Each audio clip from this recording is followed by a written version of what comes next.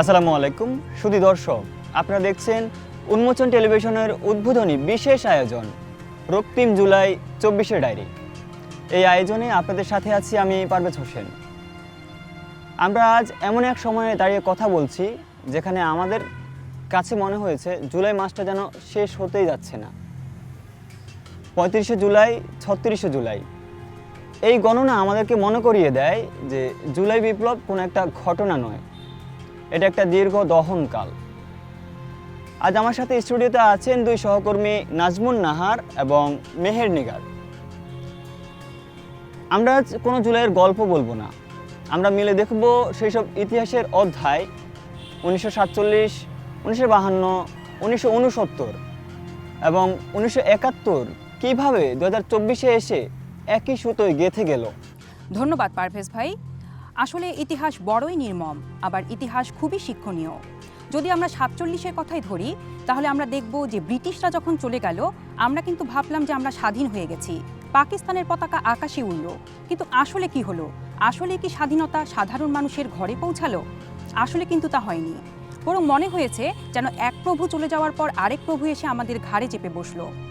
47-এর সেই দেশভাগ আমরা মেনে নিয়েছিলাম শুধুমাত্র মুক্তির আশায়। আর এরপর 24-এ এসে আমরা আসলে কি দেখতে পেলাম?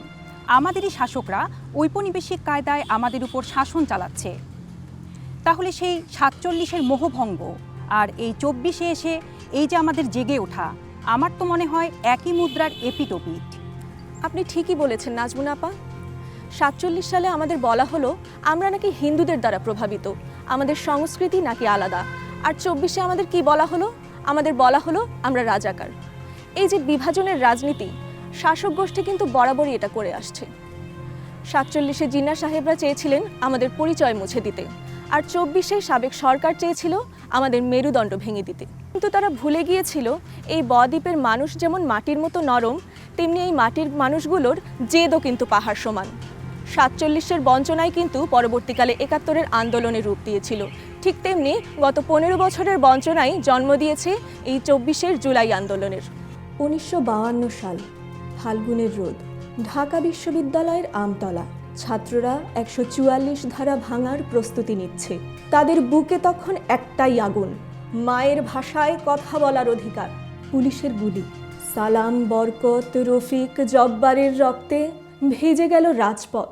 2024 সাল, জুলাইয়ের বৃষ্টি ভেজা দুপুর, ঢাকা বিশ্ববিদ্যালয়ের রাজু ভাস্কর্য।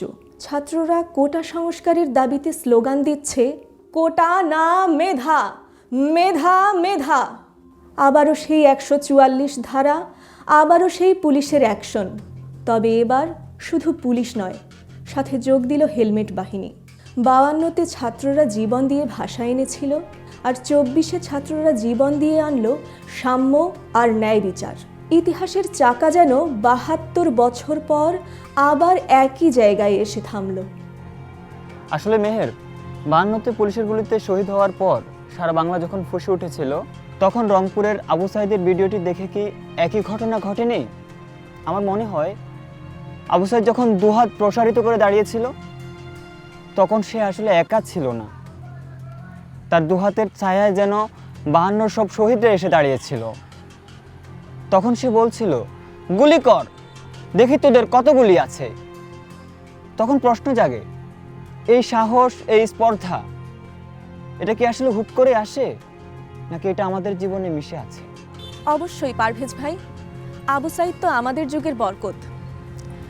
52-তে বরকতের মা বলেছিলেন, আমার ছেলের রাষ্ট্রভাষা বাংলা চেয়েছিল। আর 24-এ আবু সাইদের মা বলেছেন, আমার ছেলে অধিকার চেয়েছিল। এই মায়েদের অশ্রু আর ছাত্রদের রক্ত, এটাই তো আমাদের ইতিহাসের মূল চালিকা শক্তি। 52-র আন্দোলন যেমন কেবল ভাষার মধ্যে সীমাবদ্ধ থাকেনি, স্বাধিকার আন্দোলনে রূপ নিয়েছিল। 24-এর কোটা আন্দোলনও তেমনি কোটায় থাকেনি, এক দফার আন্দোলনে পরিণত হয়েছিল।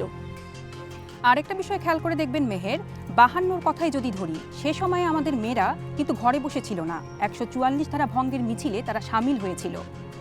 আর এখন 24-এ এসে আমরা কি দেখছি? সেই একই ইতিহাসের পুনরাবৃত্তি। আমাদের মেয়েরা কেউই ঘরে বসেছিল না। ঢাকা বিশ্ববিদ্যালয়, ঢাকা ইডেন কলেজ, ভিকারুন্নেসা, এমন কোনো প্রতিষ্ঠান বাকি থাকেনি যেখানকার মেয়েরা রাস্তায় নামেনি। পুলিশ যখন লাঠিচার্জ শুরু করলো, তখন সেই মেয়েরাই কিন্তু মানব ঢাল হয়ে দাঁড়িয়ে ছেলেদেরকে রক্ষা করেছিল। আর এই দৃশ্যই যখন আমরা টেলিভিশনের পর্দায় আর মোবাইল ফোনের স্ক্রিনে দেখছিলাম, তখন আমরা বুঝতে পারলাম বেগম রোকেয়ার স্বপ্ন সার্থক হয়েছে। আমাদের মেয়েরা আর অবলা নয়, তারা বিপ্লবের অগ্রসৈনিক। আসলে আমরা 52 থেকে সোজা 71-এ লাফ দিই, কিন্তু মাঝের সালটা 1969। এই সালটা অনেক সময় অবহেলার শিকার হয়। অথচ দেখেন 2024-এর জুলাই বিপ্লবের সাথে সবচেয়ে বেশি মিল কিন্তু 69-এর গণ অভ্যুত্থানের। 69-এ আসাদুজ্জামানের রক্তমাখা শার্ট নিয়ে যখন মিছিল বের হয়েছিল, তখন আইয়ুব খানের লৌহ কপাট ভেঙে চুরমার হয়ে গিয়েছিল। 2024-এর মুগ্ধ রক্তমাখা আইডি কার্ড, তার সেই পানির বোতল, এগুলোই কি আমাদের আসাদের শার্ট হয়ে ওঠেনি? অসাধারণ তুলনা করেছেন পারভেজ ভাই। 69-এর অভ্যুত্থানে আমরা দেখেছি সে সময় কিন্তু স্লোগান ছিল জেলের তালা ভাঙবো, শেখ মুজিবকে আনবো। আর 24-এ কি হলো? স্লোগান বদলে গেল, জেলের তালা ভাঙবো, আমাদের ভাইদের আনবো। প্রেক্ষাপট ভিন্ন, কিন্তু দাবি এক, মুক্তি। 69-এর সেই অভ্যুত্থানে মানুষকে যেমন কারফিউ দিয়ে ঘরে বন্দি করে রাখা যায়নি, ঠিক তেমনি 24শে জুলাইতেও আমরা দেখেছি, বিশেষ করে যাত্রাবাড়ি, রামপুরা আর বাড্ডা এলাকার মানুষ, সাধারণ মানুষ দেখিয়ে দিয়েছে দেয়ালে পিঠ থেকে গেলে তারাই হয়ে উঠতে পারে সবচেয়ে বড় যোদ্ধা।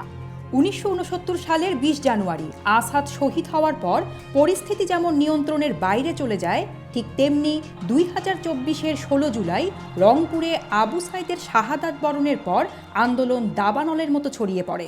69-এ মাওলানা ভাসানী বলেছিলেন খামোশ, আর 24-এ ছাত্ররা আঙ্গুল উঁচিয়ে বলল তুমি কে, আমি কে, রাজাকার রাজাকার, কে বলেছে স্বৈরাচার স্বৈরাচার। 69-এর গণ অভ্যুত্থান আইয়ুব শাহীর পতন ঘটিয়েছিল, আর 24-এর গণবিস্ফোরণ 15 বছরের একনায়কতন্ত্রের পতন ঘটালো। ইতিহাস প্রমাণ করল ছাত্র জনতা এক হলে কোনো গদি নিরাপদ নয়। নাজমুন আপা, 69-এর আন্দোলনে কিন্তু শ্রমিকদের একটা বড় ভূমিকা ছিল। 24-এও আমরা দেখেছি রিক্সা চালক, দিনমজুরেরা কিভাবে ছাত্রদের পাশে এসে দাঁড়িয়েছে। একজন রিক্সা চালক তার জমানো টাকা দিয়ে ছাত্রদের জন্য পানি কিনে এনেছে। এই দৃশ্য কি কখনো ভোলার মতো? এটা প্রমাণ করে যে এই আন্দোলন কখনো কোনো নির্দিষ্ট শ্রেণীর ছিল না, এটা ছিল আপামর জনতার। 69 আমাদের শিখিয়েছে ঐক্যের শক্তি। 24 সেই শিক্ষাকেই আবার ঝালিয়ে নিল। এবারে আসি ইতিহাসের সেই গৌরবোজ্জ্বল এবং বেদনাবিধুর অধ্যায়ে, 1971। সেই 25শে মার্চের কালরাত্রি, যখন পাকিস্তানি হানাদার বাহিনী নিরীহ বাঙালির উপর ঝাঁপিয়ে পড়েছিল। অপারেশন সার্চলাইট, তারা চেয়েছিল নিরীহ বাঙালিকে নিশ্চিহ্ন করতে। আর এদিকে 2024 সালের 18 জুলাই কমপ্লিট শাটডাউন। মোবাইলে নেটওয়ার্ক নেই, ডিশ লাইন নেই, ইন্টারনেট নেই, সব কিছু বন্ধ করে দিয়ে সরকার ভেবেছিল সাধারণ মানুষের কণ্ঠরোধ করবে। হেলিকপ্টার থেকে ছোড়া হচ্ছিল সাধারণ মানুষের উপর গুলি, সাউন্ড গ্রেনেডের শব্দে প্রকম্পিত হচ্ছিল ঢাকার আকাশ বাতাস। আমার কাছে মনে হয়েছে 18 জুলাই হচ্ছে আমাদের তরুণ প্রজন্মের সেই 25শে মার্চ রাত। গা শিউরে ওঠার মতো কথা নাজমুন আপা। 71-এ পাকিস্তানিরা আমাদের বলতো ভারতের দালাল বা দুষ্কৃতিকারী, আর 24-এ আমাদের বলা হলো সন্ত্রাসী বা নাশকতামূলক। 71-এর সেই ঘৃণ্য ন্যারেটিভই যেন আবার ফিরে এলো। কিন্তু 71-এর ক্র্যাক প্লাটুনের ছেলেরা যেমন ঢাকার বুকে কাঁপন ধরিয়েছিল, 24-এও তেমনি আমাদের পাড়া মহল্লার ছেলেরা ব্যারিকেড গড়ে তুলেছে। তারা রাত জেগে পাহারা দিত যাতে পুলিশ বা হেলমেট বাহিনী তাদের মহল্লায় ঢুকতে না পারে। এটা কি 71-এর গেরিলা যুদ্ধের আধুনিক সংস্করণ নয়? 1971 সালে আমাদের দামাল ছেলেরা লুঙ্গি পরে খালি পায়ে আধুনিক পাকিস্তানি ট্যাঙ্কের সামনে দাঁড়িয়েছিল। তাদের হাতে ছিল 303 রাইফেল কিংবা শুধুই সাহস।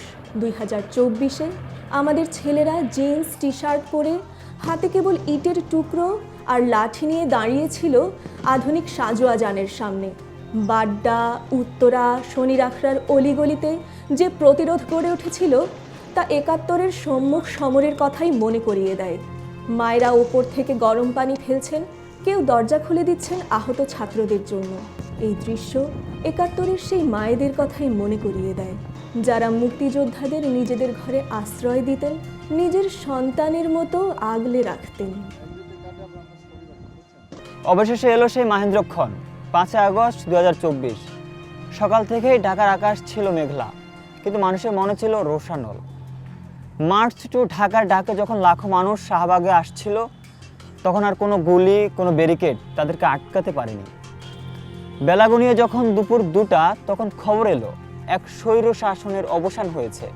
তখন মনে হচ্ছিল আমরা যেন সেই 71-এর 16ই ডিসেম্বরের আনন্দ আবার ফিরে পেয়েছি। মানুষ একে অন্যকে জড়িয়ে ধরে কাঁদছিল, রাস্তায় সিজদায় লুটিয়ে পড়ল লাখো তরুণ, শিক্ষক, অভিভাবকরা।